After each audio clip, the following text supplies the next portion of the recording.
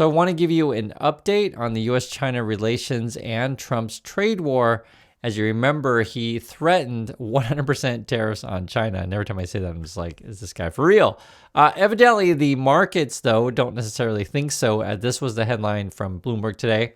Stocks bounce back as Trump softens China rhetoric. And you guys know taco, Trump always chickens out. And I want to show you a bit of the Korean news because it's different than what you'll get in the USA. In Korea, they actually focus on China's got a lot of power with the rare earth, essentially, right? China makes a bunch of stuff. And then when they ever talk about USA, they'll say, Trump changes his mind, goes back and forth every other day, and tweets out nonsense. They actually do this, translate Trump's nonsense. And I've told you guys about this before.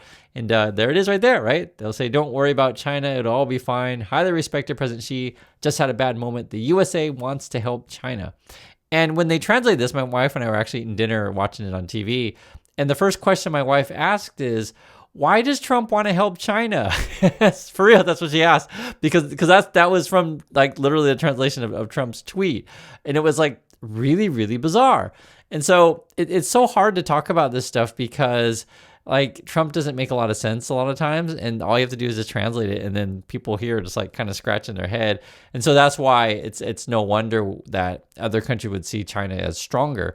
Now, the other difference too with Korean news and say the US news is they will actually show you the Chinese messages in the original Chinese, which is, in America, they're kind of afraid of foreign languages. I know how it is. I'm American. I grew up there.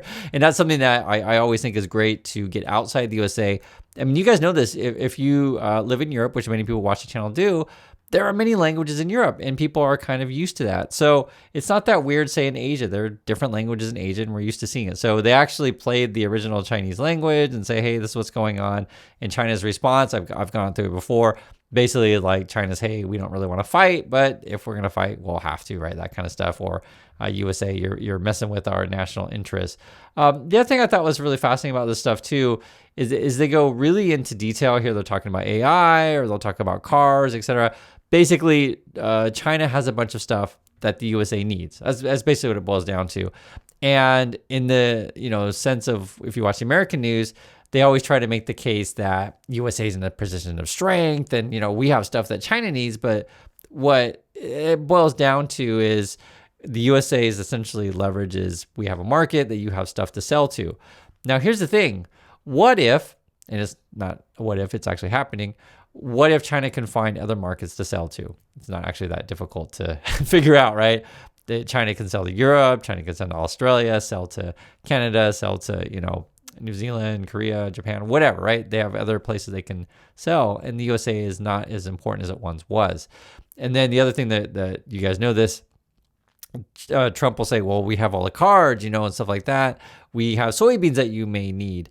And China's like, well, no, we're just going to buy from Argentina, or we're going to buy from other places. And so this is actually very different than, say, the U.S. news, which makes sense. And something I was thinking about today, where in the U.S. news, they'll try to say that, Trump is the main character or USA is the main character. But it's very different when you get outside the USA. There are lots of main characters. There's not just one main character in the world. One thing I thought was very interesting, this was on JTCB, or BC, I should say, another sort of Korean news program. This is more of a podcasty thing. They were talking about Trump and taco, and they actually talk in English a little bit. Have a listen to this. 정치를 비즈니스처럼 해요. 그럼 그 던지는 말에 겁먹고 뭐 갖다 바치면 안 되겠네요? 안 되죠. 그러니까 타코잖아요. 트럼프 always chicken out. 일본은 갖다 바쳤잖아요. 지금 후회. Did you hear it? So they said like business term. It's like, no, taco. Trump always chicken out, right? So literally they're talking about the, things that we're talking about in USA. But that's the difference. And for those of you who've been abroad, again, outside the USA, and something that I really like being outside the USA is you get a combination. I get to see what's happening in USA. I also get to see what's happening around the world, not just USA only focus, which is a big problem in USA. They get to be too tunnel vision and think that there's only one country in the world. There's not. I hate to break it to you. I always make jokes about that, but it is a reality when you get outside the USA. There's more than one language. There are other countries out there. When you check into the markets, it's actually interesting. Morgan Stanley saying S&P 500 sliding between 8 and 11%, and I guess that's if the trade tensions continue and the trade war continues. Again, this is all dependent on Trump. He could change his mind whenever. Who knows? This was also a headline from Bloomberg by the dip. Calls grow louder as China's sell-off scene contained. And honestly, they were also talking about in the financial news, people who shorted the market, if they had any sort of advanced, insider trading knowledge, they certainly could have made a lot of money. The last number that I saw was like, with Trump's tweet, it was like 2 trillion had wiped out of the market. It's so ridiculous, but that's the world that we live in. It's ludicrous. This was actually interesting also. This is from CNBC. I want you to have to listen to their perspective. Not on that particular post. But based on the response that we're seeing out of the Chinese, it seems as though the Chinese do not intend to back down or change their stance on their rare earths curbs. I think it potentially could mean that they believe that this is a good way to add leverage in these discussions to be able to get more concessions. And from the Chinese perspective, it would be seen that the ball is now in President Trump's court. Right. So the ball is now in Trump's court as China's, trying to get leverage on him with the rare earth material stuff. Now, it's interesting if you listen to one of the other CNBC people, they're trying to make, again, USA be the main character, and aren't we in a position of strength? And I notice in comments every now and then where people say, hey, Chris, but isn't China suffering and China's suffering, blah, blah, blah. And it's fascinating because I think there must be getting that from the American news in sort of perspective like this. So listen to this, and I want you to hear the response. There was going to be a move later in the session from Trump, and the way he's been with China in the past, it wasn't surprising at all. He said, okay, we're going back to 100%, market sells off.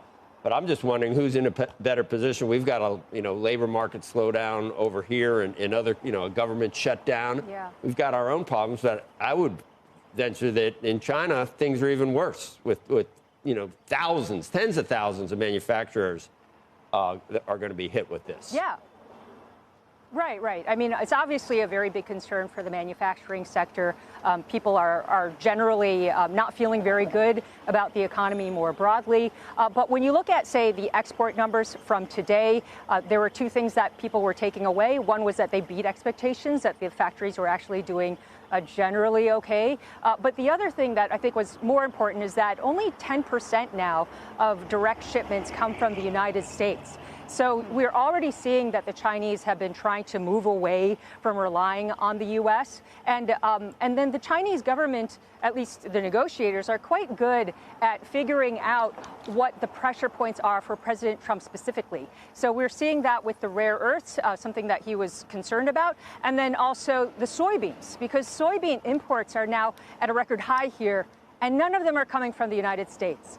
So, you could see how the Chinese are kind of steering the negotiations away from what maybe President Trump had prioritized in the past, which is fentanyl, as well as the trade deficit. And I thought that was actually really big. As she said, soybean imports are really, really high in China, and none of it's from the USA. So this idea that when Trump's like, oh, yeah, we got all the cards and we're going to use all our leverage on China, I wouldn't necessarily count all of your cards too soon, Trump, or I guess I wouldn't necessarily bet the farm literally on that kind of stuff, because as I keep telling you guys, and that's why I give you a different perspective, there are other countries in the world other than just the USA. And when Trump has the USA in decline, because think of it this way, if the USA's bargaining chip is we got a bunch of consumers who are going to buy a bunch of stuff, right? If that's your main bargaining chip, okay, what happens if Trump's strategy, economic policy is to fire everyone, right? What happens to your biggest leverage? And, people all around the world can see the American news. We're not stupid. we can see literally you're firing people. And so like, if you're trying to convince other countries that your strength is consumers, but the consumers keep shrinking and shrinking and shrinking, and your economic policy is, I guess, tilted towards billionaires. So to be fair, maybe people who build yachts and any sort of, things just for billionaires, I guess, build mansions or whatever, maybe that kind of industries are going to do great. But for a lot of other industries in the USA, meaning consumers, maybe not so much. So that's my thoughts on this. I'd like to hear yours. I do appreciate your time, and I'll catch you all in the next video.